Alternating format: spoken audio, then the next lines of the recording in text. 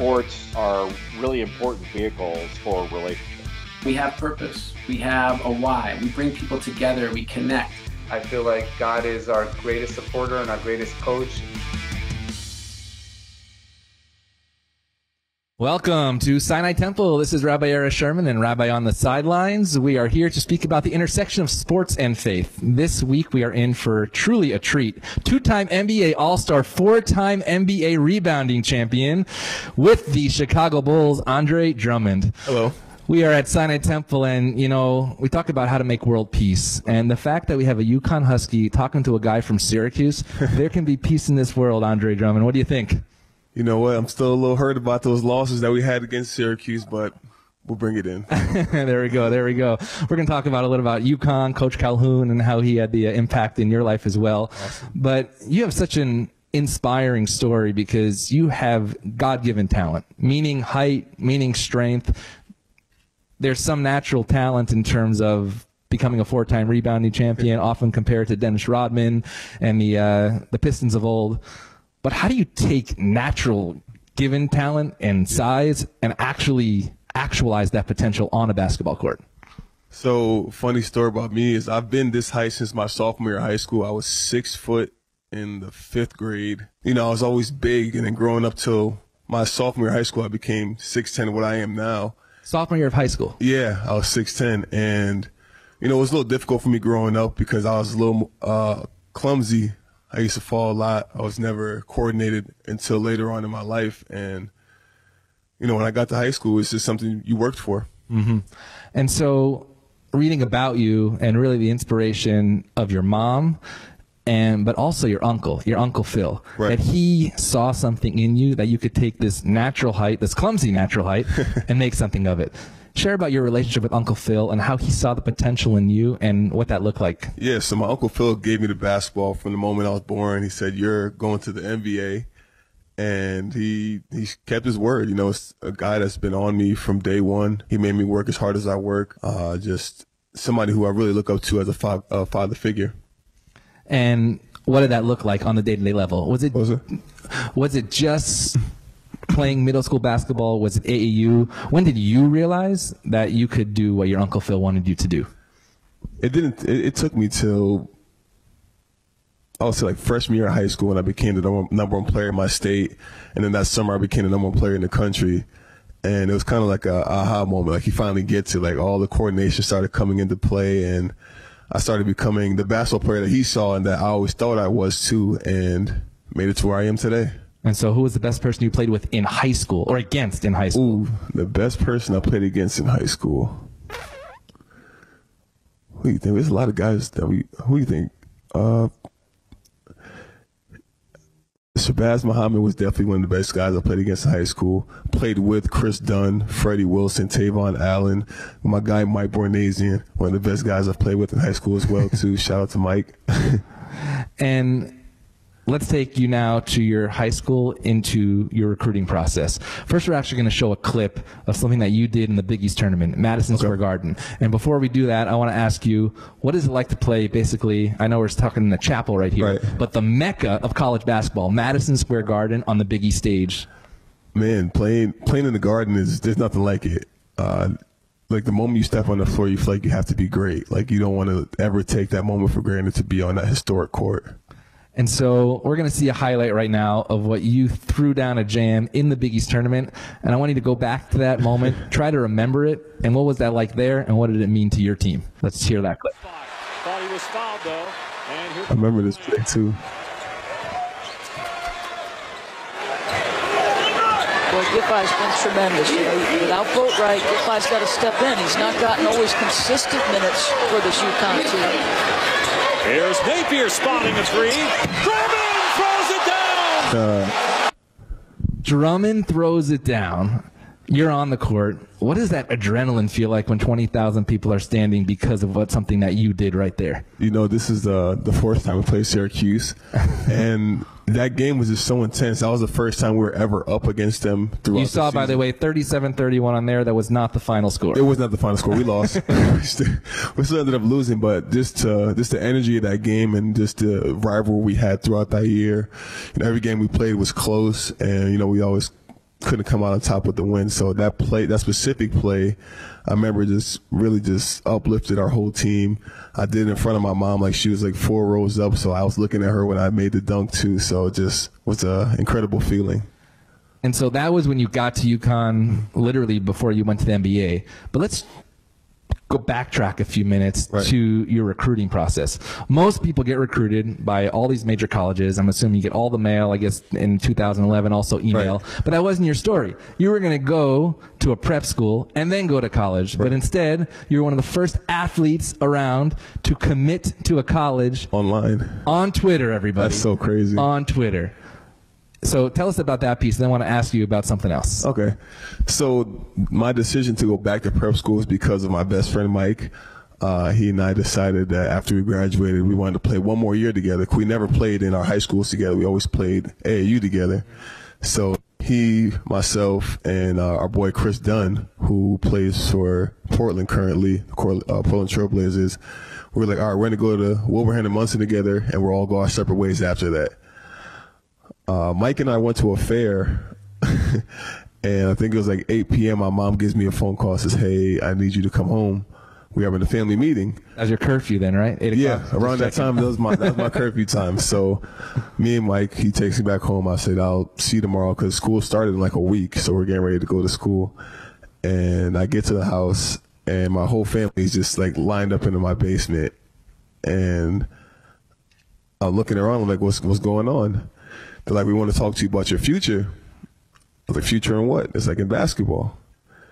I was like, well, I start school next week. What do you mean? They was like, well, we don't think you should go back. So I said, why?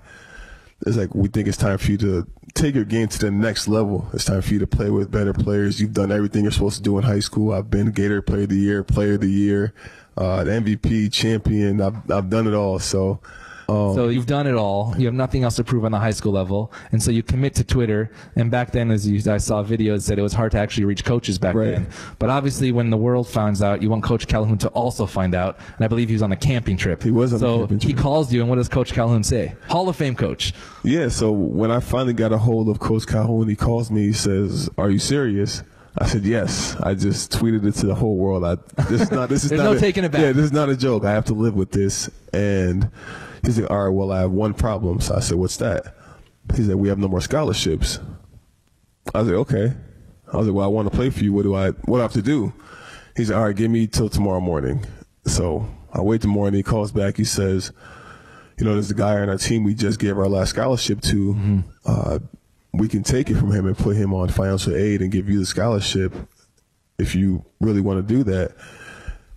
And I thought to myself, I was like, I'm not staying in school very long, so I don't really need a scholarship. I had faith that I was going to the NBA within a year or two anyway, so I told him I didn't want it.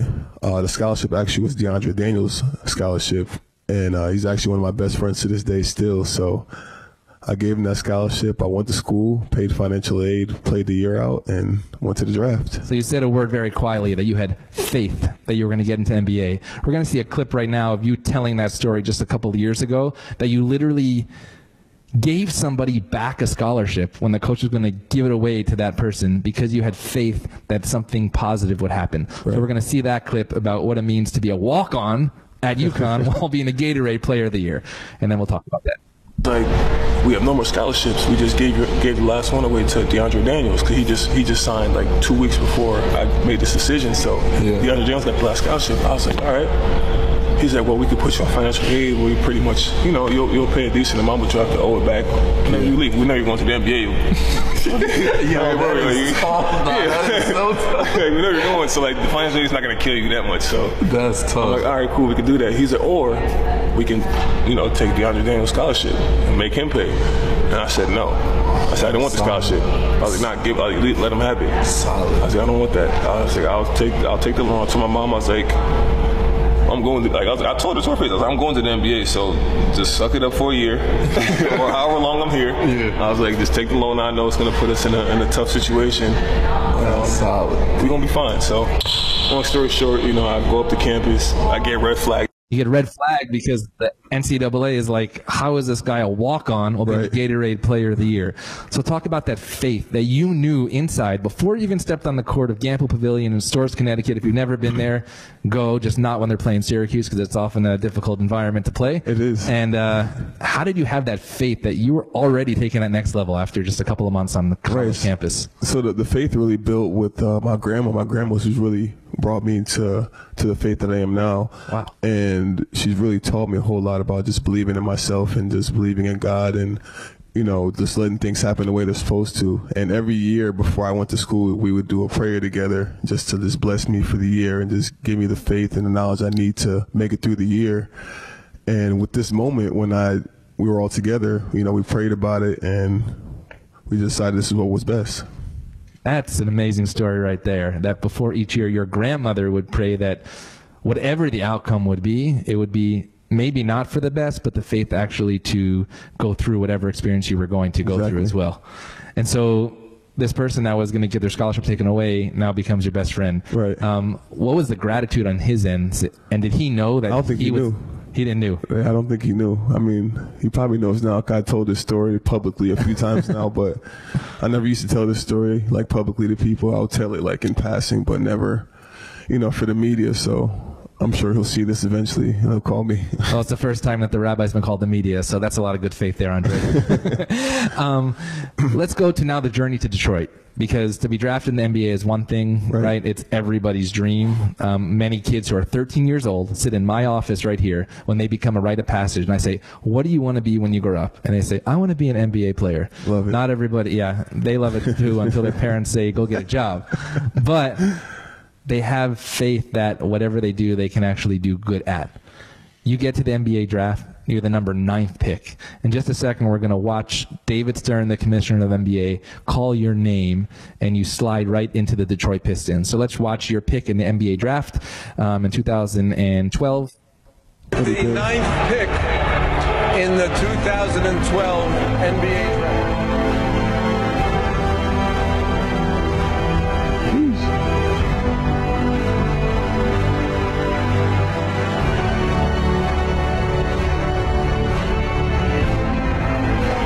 Detroit Pistons select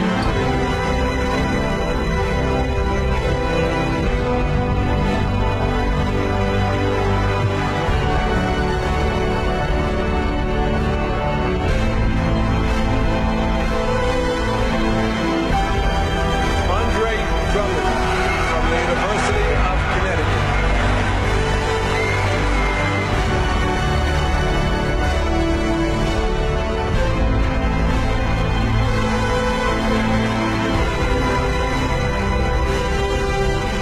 What a time.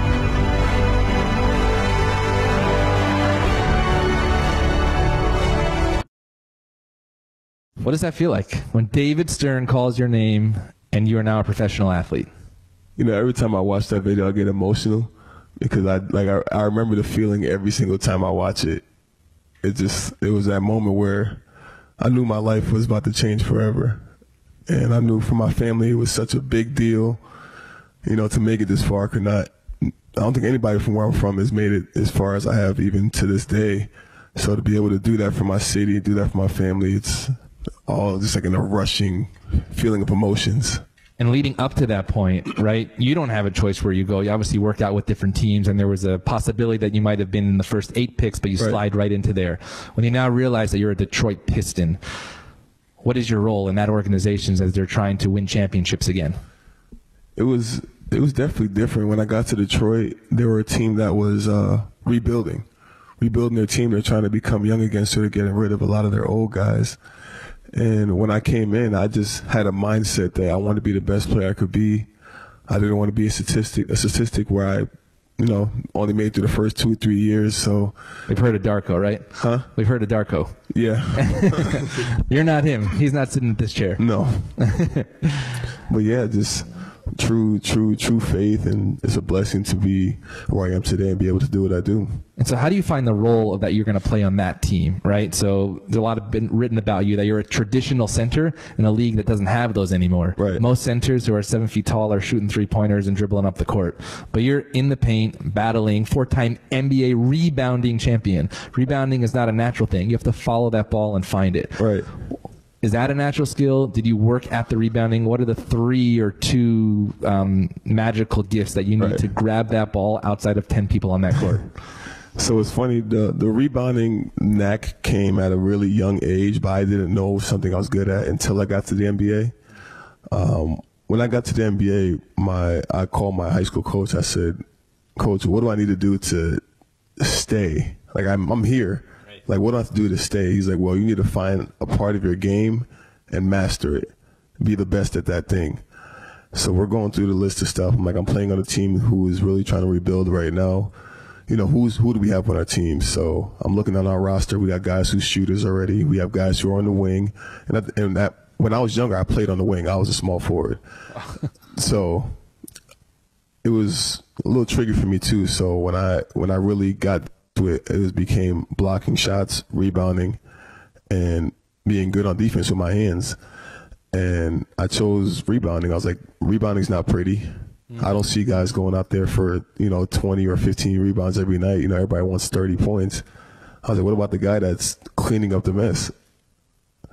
So I stuck with that, and I made it a goal of mine to get no less than 20 rebounds every night. And you've basically almost done that. Double-doubles and double-doubles and more double-doubles. But what is the key to actually doing it? That is a battle down there. Who's the toughest guy to grab a rebound over right now? Steven Adams. Steven Adams. Yeah. And so what do you do to grab a rebound over him? Speed. Yeah, I'm a lot faster than him, so I use my speed. Hear that, Steven Adams? Speed. Yeah, speed, but no, he's strong, man. I hate playing against him because he's such a great competitor too. I played against him in high school too. He's just an awesome guy, an awesome player, and it's very fun to play against him because it's weird. Like, we have conversations like while we're battling in the game. Like I'll ask him how he's doing. Like, how you doing, man? You look good, man. You're playing great, and things like that. But we're like, but I'm gonna grab that ball from you right now. Yeah, like we're just wrestling for the rebound. So it's always fun playing against him. And what would be the key for a player coming in to grab a rebound over Andre Drummond? A little self-reflection. You got to want it more. You got to want it more. That's really how I got to be where I am. I wanted it more. And actually, there's a difference between being successful, which you already have proved everybody you're successful, and staying successful. Right. And so how do you now at 29 years old, which is still a decade younger than me, stay successful in the league that is so young? The league is changing each and every year. And I've always told a lot of my friends, I've told anybody I'm around, like, oh, man, you're still playing the same way. You're traditional big. How are you going to last? I said, I keep up with the times. I mean, I don't have to shoot threes or dribble the ball that much. Like, I'm able to stop the guys that do it. This is why I'm still here. Mm-hmm. And I still am able to go out there and grab 15 to 20 rebounds a night, which teams don't have. Right. And not only am I doing that, I'm giving you 17 points on top of that. So, how can I not stay around? And I think it's an important moment of faith as well, where you talked about finding something that others don't do.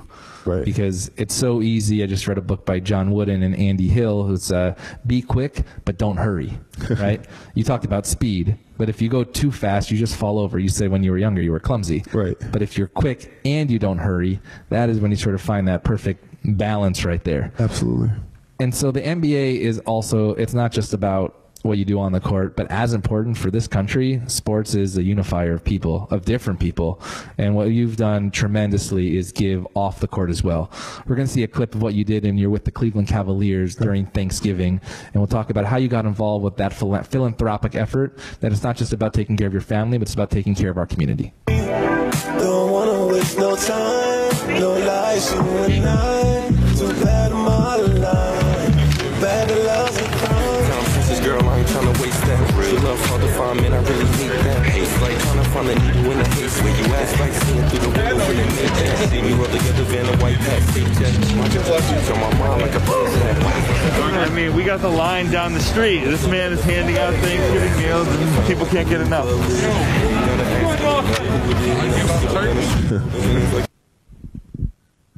how do you decide, say, you know what, I'm going to wake up on Thanksgiving morning, I'm going to feed the homeless, I'm going to feed the hungry, because what I do on the court, I'm taking care of myself, but there are people out there that are in much more need of me. How do you get to that point where you're literally helping others outside? You know, it's something I've done early in my career. I've never had anybody of like my stature come where I'm from and give back anything really besides Ray Allen, and he's not even from Connecticut, if I'm not mistaken. So talk about Ray Allen for a second. Why do you say that, and what did that look like? You know, Ray is a guy that will come back to Connecticut. Obviously, he went to UConn. Yes. Ray, Rip, you know, those guys will come back and do camps at UConn. I got a chance to play and be in front of those guys too, so it's cool to have the opportunity. But back to the community, I think it's something that a lot of guys are starting to get back into now, because we have they look up to us. These people look up to us to get a chance to see us on TV, and just for us to give an hour or 2 hours of our time to help somebody else that's in need, it takes nothing out of your day. And so when you see that video of giving out turkeys on Thanksgiving, knowing that those people will not go home hungry that night, how does it make you feel, and how is that contagious? How does that help others also be in that giving spirit? I think to me it's like a regular day, because I don't plan for that stuff, nor do I have to think about it. It's something that I'm just selfless about, and I'm willing to do, knowing that I can help somebody else that needs it. And you have a huge platform, not just on Twitter and Instagram, but every single night on the court, everywhere. Especially with social issues today, in terms of the George Floyd riots and when you guys were in the bubble in Orlando. How do you see the NBA as a platform to help the world and society, not just giving out turkeys, but making a difference? Do you say, you know what, I'm a basketball player today, I'm going to do that another day? Or do you say, no, we can combine these things to give people things to think about when they turn off the TV? I think the NBA is one of the best leagues in the world when it comes to social issues. We all find a way to come together and make it one common message. It's not 6 or 7 different guys giving different messages. And we have a really good system. We come together. Whenever something happens, we all have a committee where we come together and we discuss, all right, what is our message? So what is that committee? Who's on that? How does that work? The MBPA and the Players Association. And you're in the MBPA? Yeah. And what does that look like if you're allowed to share? Just a group of guys that talk about different issues and how we want to resolve them. And like stuff, as simple as like the referees, like stuff that we want to see the refs do different, or game times, how we came up with the play-in tournament. We did that together too. Oh, that's interesting. So, and social issues, then when that comes up, how does that work? Like when you had racial equality on your jerseys, every single team, is that something from the MBPA? No, that's from the Players Association. Wow. And you know, Chris Paul is the head of the snake, and he's incredible at what he does. You know, he's been our leader for as long as I can remember, probably as long as I've been playing. So, you know, anything he says, we kind of just follow suit. And what is something that you felt passionate about these last couple of years that you said, you know what, I'm going to make a difference outside my double-doubles, outside giving the turkeys, that I stand for, that I can make a difference? You know, I do a really good job of not over-exercising my platform, because at the end of the day, people do have their own opinions, and my opinion is my opinion, and it's not meant for everybody to take it and accept it. So I try not to use my own opinions. I try to use the same common opinion that we all come up with and keep it at that, because I don't want to ever get lost in that realm of something where I'm fighting a battle that doesn't need to be fought. Interesting. So when we talk about faith in the NBA, are there, like, and I've spoken to other NBA players and broadcasters that I was told, right, because I'm in the stands and you're on the court, that before the game there actually is chapel available to players on both teams coming together. Have you ever taken part in that, and what does that look like, and what's the purpose of that? Yeah, I take part in chapel, and like you said, it's just both teams come together and we just share one common message. At the end of the day, we are all brothers, despite us playing for opposing teams, and we just, you know, hold our hand in prayer and go out there and play to the best of our ability.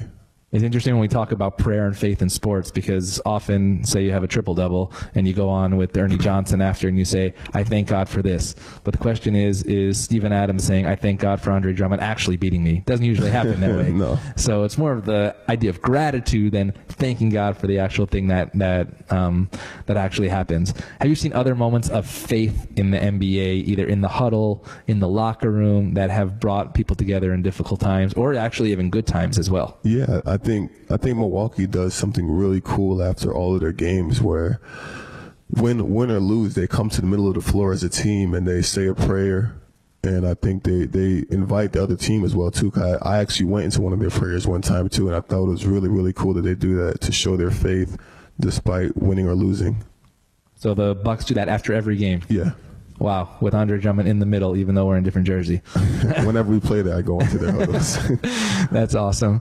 And we are sitting in Los Angeles, so I do have to ask about your Laker experience. How was that? Obviously playing with LeBron James and in this market as opposed to, in a market like Detroit. Playing in one of the biggest markets in NBA history, it was crazy for me because it's always been a dream to play in like the big arenas, Miami, New York, Lakers, Golden State. I mean, those big market cities, and to be able to play here in the purple and gold, it's just another feeling because, Kobe Bryant wore this jersey, Shaq wore this jersey, Kareem, James Worthy. You go down the list of guys of incredible players that have stepped foot on that floor and shared that locker room that we're in. It's historic. And for me, I never took it for granted. I enjoyed every moment of wearing that jersey. Sad it didn't go the way we wanted it to. I think if we had more time together, I think things would have been great. But it's just not the way, things fell for us. So you were a two-time NBA All-Star, and it wasn't just the fans that were voting for you, but Charles Barkley, Shaquille O'Neal, Kenny Smith, Ernie Johnson, who was a guest on here, Rabbi on the Sidelines. They showed this video that we're going to see on Inside the NBA on TNT that I absolutely love. And tell us how this came about and perhaps how it impacted your All-Star appearances. Oh, yeah. Jump man, this boy's up to something. He just spent like 2 or 3 weeks out of the country. This boy's up to something. He just not just laughing. He don't have to call. He hit his hands like Usher. Woo. He just found his tempo like he's DJ Mustard. Woo. He hit that Ginobili with his left hand like woo. He's searching for answers. I do not know nothing. Woo. I see him tweaking. They know something's coming. Woo. Drummond. I still don't know how they did this. Woo. Drummond. What was you expecting? Woo. D-Town. Michael Jordan just said, text him. Woo. That's so crazy. So right after that, Charles Barkley says, there's no need for the fans to vote. It's obvious that you're an NBA All-Star. How did that come about? You know what? Detroit has a very good social media team. And when they showed me this video, they showed it to me like the second it aired, though, so I didn't even get to approve it. They're like, this is what we're using for your All-Star voting. And when I watched it, I said, how? How did Obama use all of these words? And you guys found pieces of it to So that really happened? I mean, I don't think he said it in those texts. Right. Yeah, but those are his words that they're using and like bringing them together. It's so creative. And did the president reach out to you, or does he know about that video? I think he does. Wow. I think he does. So Stan Van Gundy, who was your coach in Detroit, he said consistency changes everything. What does consistency mean in such a long season and a long NBA career? I think consistency in a long NBA career is to sustain and be here as long as you can be. And for me, just staying to what works, being able to adapt, being able to adjust to new situations. Guys that get traded, being able to adjust fast and being able to come and be ready to play. In terms of a long season, being consistent, sticking to your routine. Right. Despite whatever's going on mentally, just sticking to what you know is going to get you to be the best version of you. It's actually interesting you say that because faith has the same exact aspects. Often people come into this room, literally this room, and they say, they use a baseball analogy, but I'll use a basketball analogy. They say, I came in here for one time, right, during my holiday, and it wasn't a slam dunk experience, and I walked out and I was done. And I try to explain in sports language, it's actually consistency. Did you try for a layup? Did you shoot your free throws? Right. Because consistency only happens once actually, as John Wooden said, not practice makes perfect, but perfect practice makes perfect. What do you think about John Wooden's words of perfect practice makes perfect? I don't think you could have said that any better. You practice perfection, you get perfection. I mean, nobody's perfect, but you still want to be the best you can be and try to maximize and use the best you can at all times. And so what do you see during this year, Chicago Bulls? What are you excited about in this upcoming year? I'm really looking forward to playing with this team. They're a very young team. They're a team that's hungry and ready to make some noise right now. So for myself to be able to be still athletic and be able to be mobile with this young team, I think it's going to be very good for us. And what's the difference between being that rookie on Detroit when you were looking up to all those players and now being the veteran where I believe it was Caruso who's really excited to play with you and obviously had a chance to play out here, to be that veteran both on the court but also in the locker room? Yeah, just being a great locker room guy to the younger guys on the team and making sure I give them the blueprint. What I wasn't taught, I want to be able to teach them at a young age in their career to show them the best way to, stick and last. And that's the biggest thing and the biggest goal in anybody's career is how can you last the longest. And so I just want to go back to UConn one more time because Syracuse, UConn, Coach Calhoun, what is something, you only had a short time with him, but what's something that you learned from a Hall of Fame coach like him? And 4 times against Syracuse, what's something that you learned from a guy like Coach Boeheim? From Jim Calhoun, what I've learned from him, that words are just words, because he used to let us have it verbally. I love you, Coach. He definitely gave me a tougher shell, that's for sure. A tougher shell, being able to take heat when it comes, don't crumble under pressure. He makes diamonds out of nothing. He's an incredible coach, one of the best coaches I played for. And I thank him for everything he's done for me.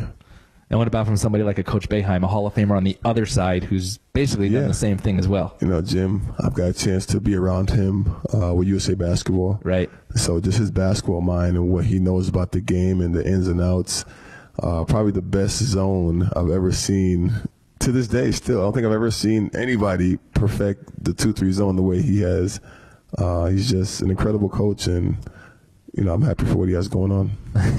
And so last but not least, what is the message that you think the NBA has to give, not just young people, but actually the American audience? When we didn't have basketball during COVID, it's a very unique time that you played in a professional sports league when there were no sports, right? You had to take care of your body and your soul and your emotional health while not having your profession existing.